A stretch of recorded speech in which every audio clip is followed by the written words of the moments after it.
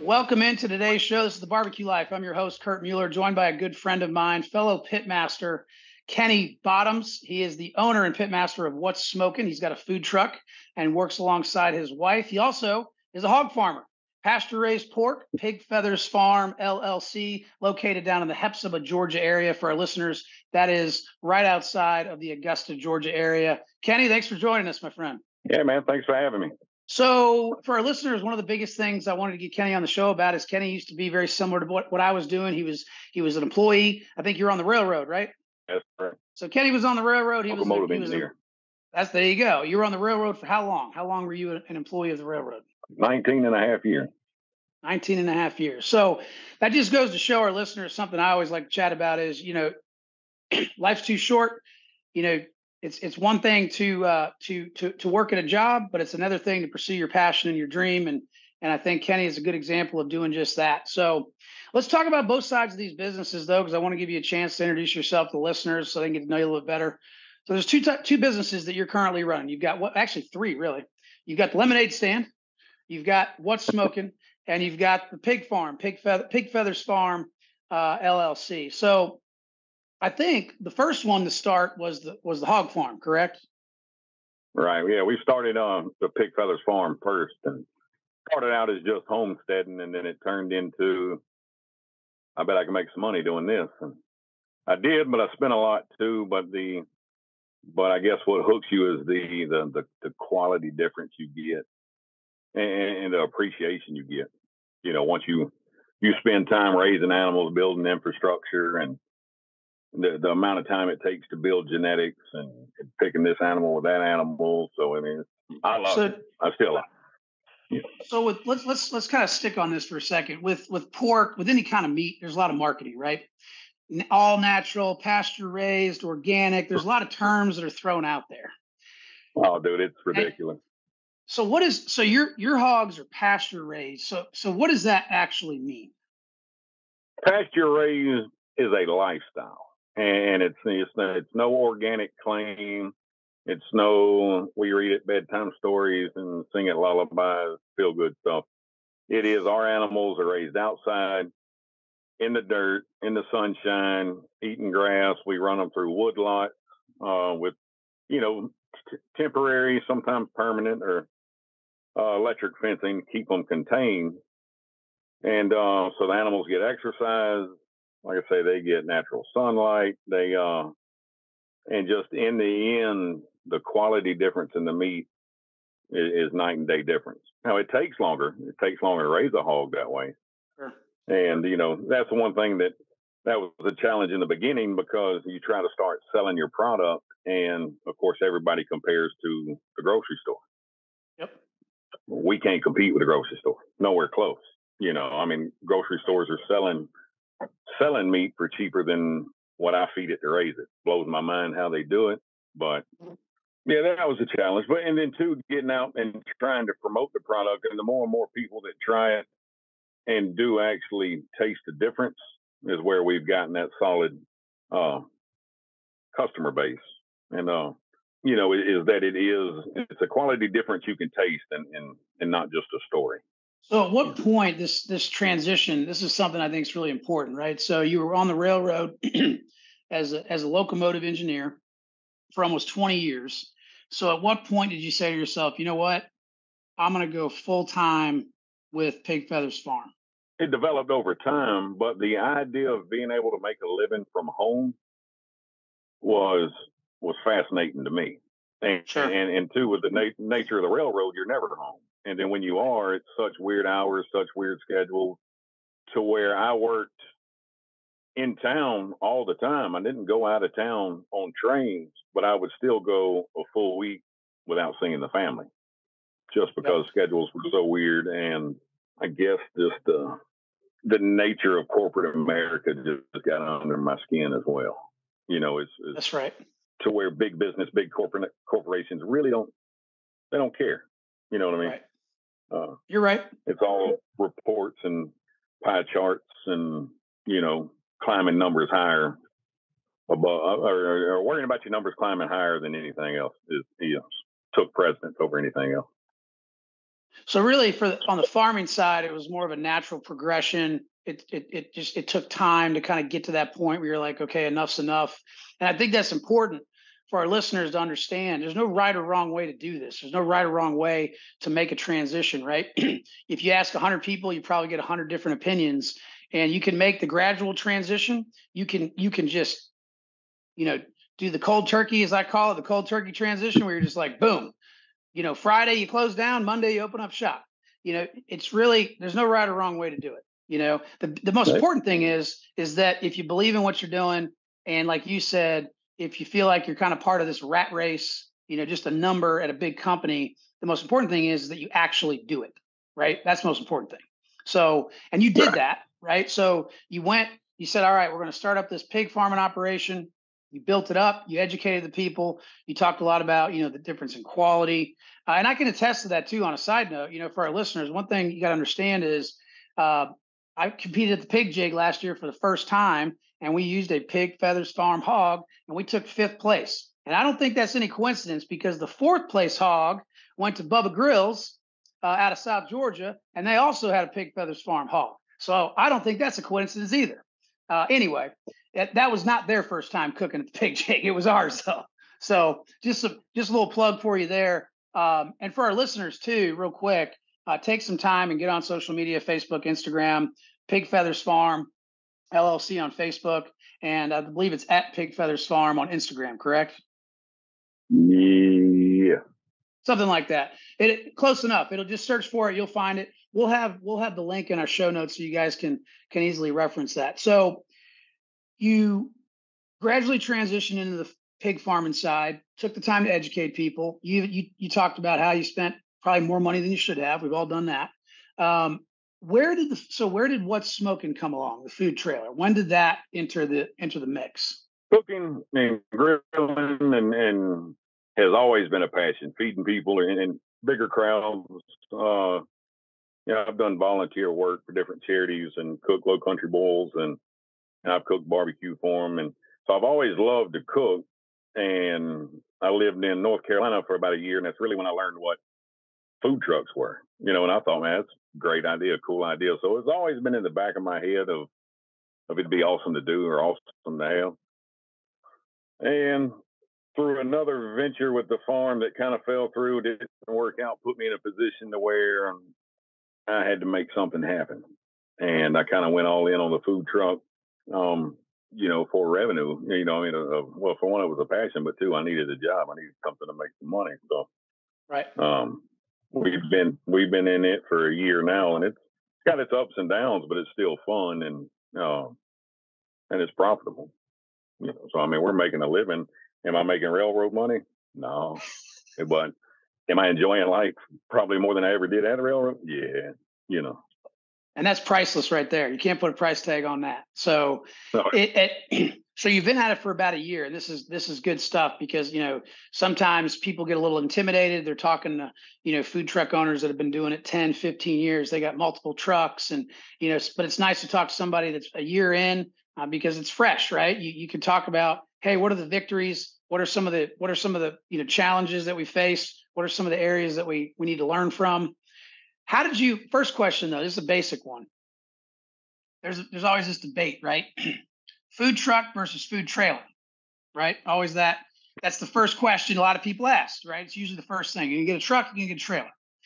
For you, what was that thought process like? How did you guys settle on the trailer versus a truck?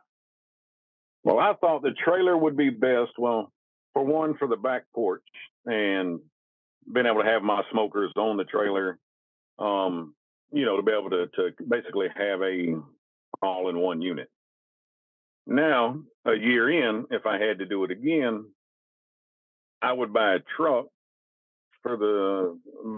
mainly for the convenience of getting in and out of different venues of where you physically fit in, Right.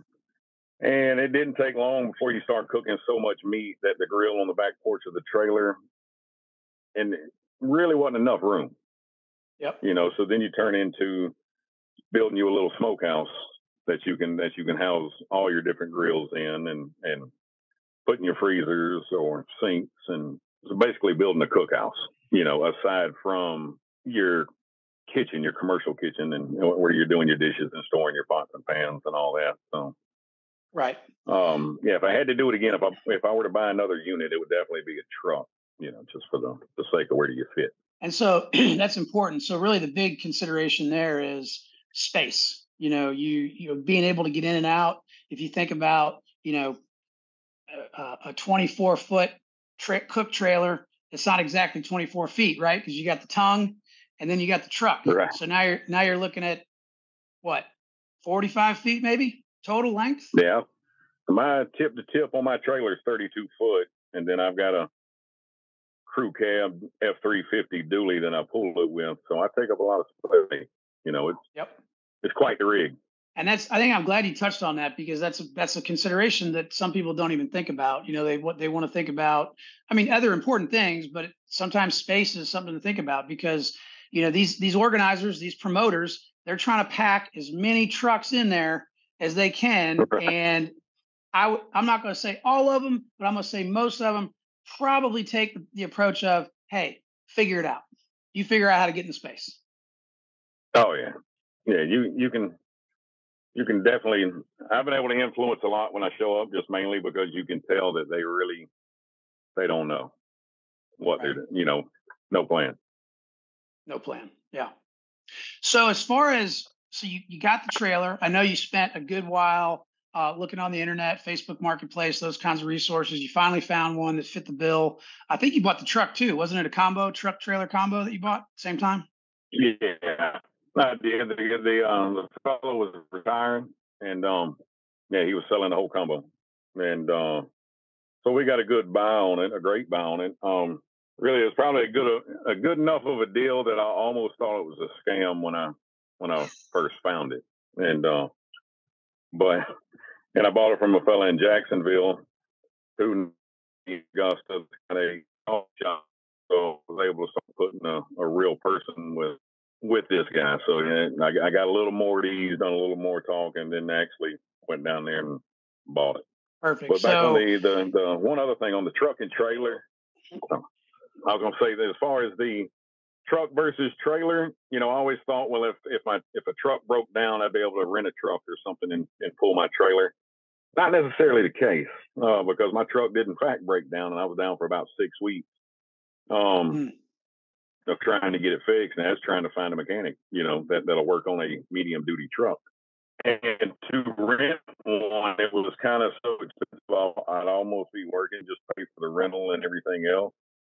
So where that theory really didn't work, as far as just able to get another truck to pull your trailer, if it broke down. Well, I think if you had a food truck and it broke down, I think you'd probably just still be in the same. You're just still in the same boat. you're still in the same boat. Yeah, it sounds good on paper, well, you just get another Right. truck, but then when you dive into the numbers of it, you're kind of back to square one. And that's good Right. information to know, because I know that's one of the biggest, what's the word? That is one of the biggest argument points of the folks that are, in the trailer camp. Let's put it that way. The folks that are in the trailer camp that really like trailers, that's one of the biggest things they say is they say, well, if my truck breaks down, I just get another truck, which sounds good, sounds reasonable. Not always the case. Right. Yeah. So then on top of this, so on top of What's Smokin', which What's Smokin' is on Facebook, you're on Instagram as well, correct? Correct. Well, I'm Gotcha. on Instagram under as Mr. Pig Feathers. Mr. Pig Feathers. There we go. So, but for our listeners, again, we'll have that in the show notes so you guys can check that out of what he's doing on Facebook. You guys mainly post on Facebook. So for those listeners, in and around the Augusta area, you can go to their page and see where they're going to be, where they, in the local area. As far as coming up with the menu, though, let's chat about that. How did you go about coming up with your menu for What's Smokin'? It needed to be simple and quick. And this was what just from, months and months, maybe probably a year of kind of just studying different food truck groups and just reading the questions some people ask and just reading through the answers of what works. And the one thing I noticed was keeping your menu limited to about two or three things or two or three core items and maybe a couple different options. Because, well, for one, barbecue especially is expensive, and once you Mhm. cook it, you want to serve it. You know, Right. so I mean, you can't really do ribs and then brisket and then leg quarters and wings, and if you do all that, you're going to be throwing away all your profit. So by us narrowing it down to two proteins and about four different options, four different ways to get it. You keep the menu exciting, you keep the menu full in appearance, and somebody's got to eat at your truck 3 or 4 times before they really had everything or before they get tired of one thing. So Right. you still can draw in the customers with something creative on your menu that they haven't had yet that in the end may be the same pork. It may be pulled pork too if you had pulled pork last time, or it might be the brisket, or there's different Right. ways too. And then too, you're limited on space, as Right. far as storage, how you're going to keep it.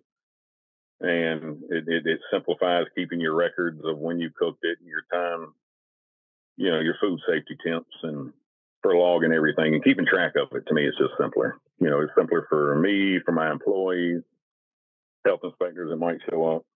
Well, I love what you said about keeping it simple and having a limited options. I think when I first started down this path, I was probably like a lot of people that start down this path, and you want to have 20 items on the menu. You want to have everything, and that was all Yeah. well and good. But to your point, a lot of waste. You're throwing a lot away, which means you're throwing a lot of profit out the window too. And what Kenny's talking about, for our listeners, you think about, if you got pulled pork and brisket on your menu, you can do sandwiches, you can do plates, you can do nachos, you can do loaded fries, you maybe even can do just meat by the pound. So there's 4 or 5 different ways they can get it, and you're only cooking 2 proteins. That's it. Let's talk about the lemonade stands, lemonade truck, because that's a whole different ball game, right? That's your margins are a little bit better in lemonade, can be, right? But how Right. did that come about?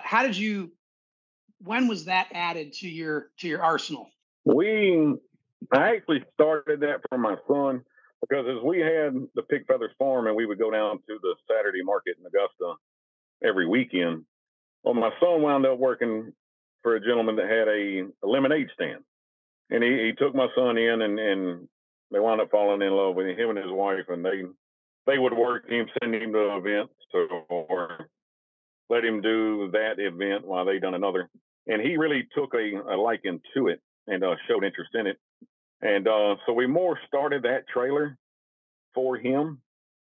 But there's definitely money to be made in that. And so the lemonade is more. I mean, it's a viable business. It makes money. It's high profit margins. Now you're limited to your lemonade season. I mean, you're not going to sell it in January. Right.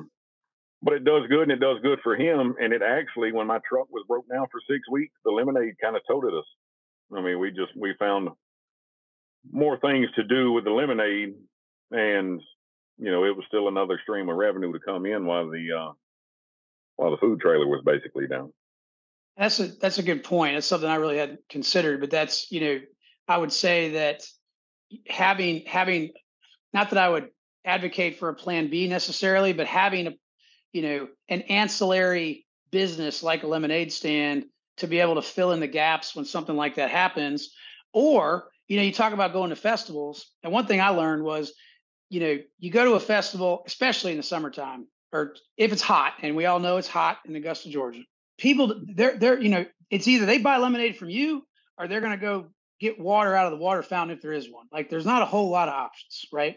Of course, there's other vendors Right. there that sell drinks and stuff. But the point is, they can't just go back to the house to get something to drink.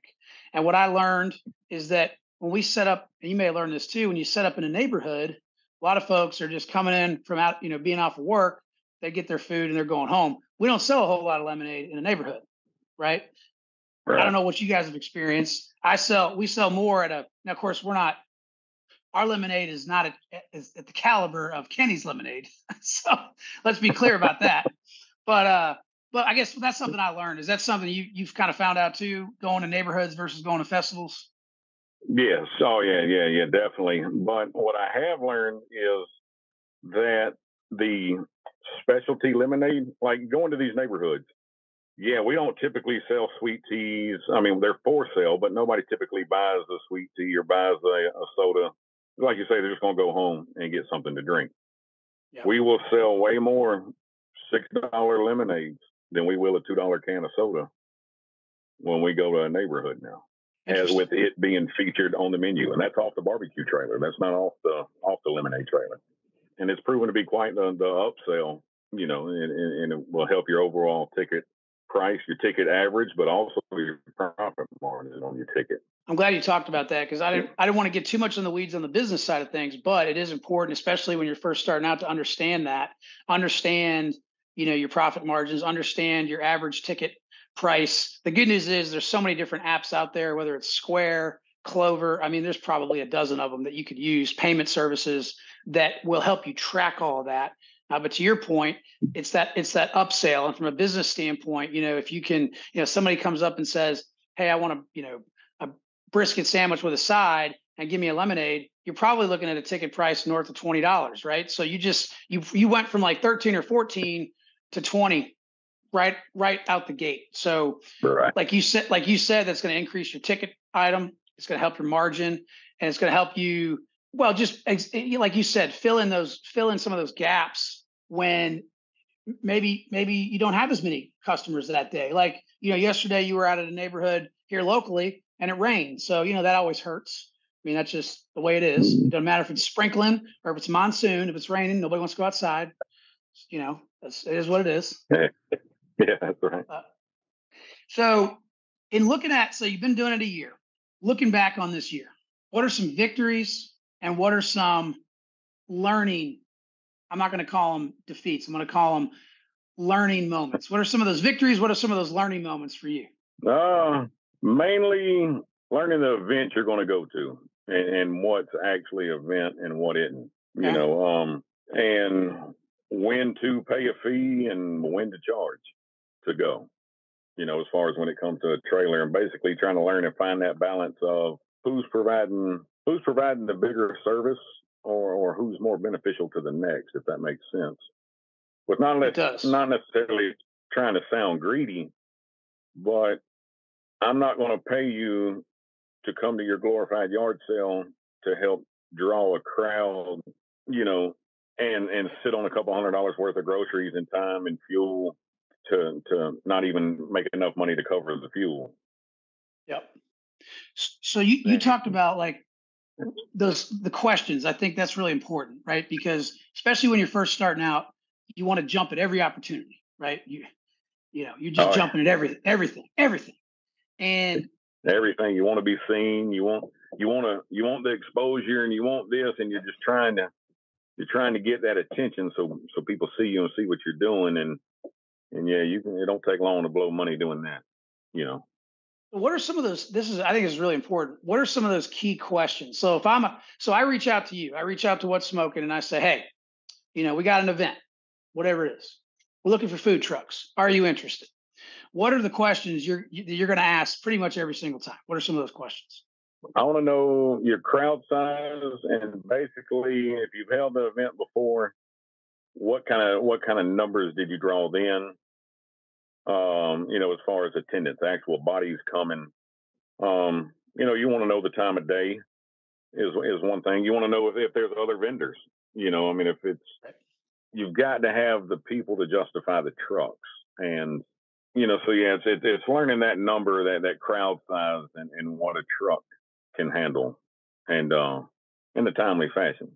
You don't want the attendees mad because it took them 20 minutes to get their plate. That's not good either. Right. So just to recap there, you want to know if it's a first year festival or an event, or if it's fifth year in a row or 10th, whatever. You want to know expected crowd size. Now, just know that if it's not a ticketed event, that person is literally making up a number. So they might say, well, we expect 5,000 people. I would not, if I'm a new food truck or trailer, I would not cook as if there's going to be 5,000 people there, because No, that's just a definitely. guess. That's just a guess. Right. Yeah. You're looking more for historical data. What is your event done before? Exactly. And then you also And mentioned what other vendors are going to be there, because you want to know, to your point, you want to know how many trucks are going to be there. You know, I think right. the industry, I think the rule of thumb is it's like 150 to 200 people per truck. Isn't that right? Ish. Right. You should be able to handle, I would say, 100 to 150 people per truck.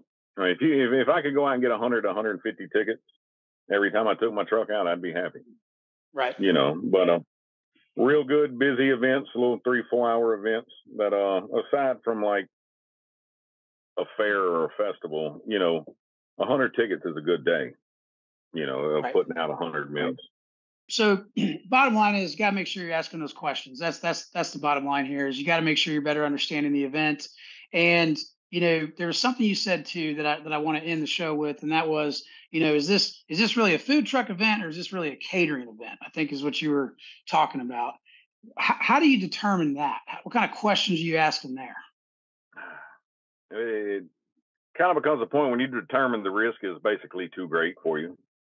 Yeah. And just if from what you know and what you feel, and through your past experiences, is way if there's really going to be a big enough crowd to justify you going or not, to secure, and you can get those 50 to 100 orders or whatever it is you want that you've got in your head, the money you need to make. I mean, if you really doubt it, then it just comes to the point where, politely and professionally, just telling it's more of a catering style event, and be willing to give them a ticket price or a per person price and a set amount, or either they can try to if they will guarantee you a minimum, and then and basically share in the risk with you. I mean, if they're willing to share the risk with me, it goes a long way. That's right. Share the risk. That's a key phrase, and something that can be difficult, especially when you're new and you want to get out there and say yes to everything. We have to remember, as food truck owners, food trailer owners, hey, we're providing a value too. We're providing a service. Don't what's the word? Don't think that we can't control a little bit of that and just kind of do whatever the organizer tells us. I think that it's a relationship. It's a partnership. They need food, they need us, we need them. Just like so we need each other. Right. And I think sometimes some organizers don't see it that way. That's okay, but I think it comes down to education, and like you said, just politely, professionally direct. Just saying, hey, this is more of a catering deal. Here's my ticket price. Will this work? If not, no worries. Don't be afraid to walk away from a job, is basically what I'm saying on that one. So he is Kenny Bottoms. He is the pitmaster and owner of What's Smokin. Check him out on Facebook and Instagram. He's based out of Hephzibah, Georgia. If you're in the area and you need pork, check out Pig Feathers Farm. They got some of the best whole hogs that I know of. Talk to Bubba Grills. They'll say the same dang thing. They're also on Facebook and Instagram. Kenny, we appreciate you joining us, my friend, and thanks for coming on the show. All right. Thank you.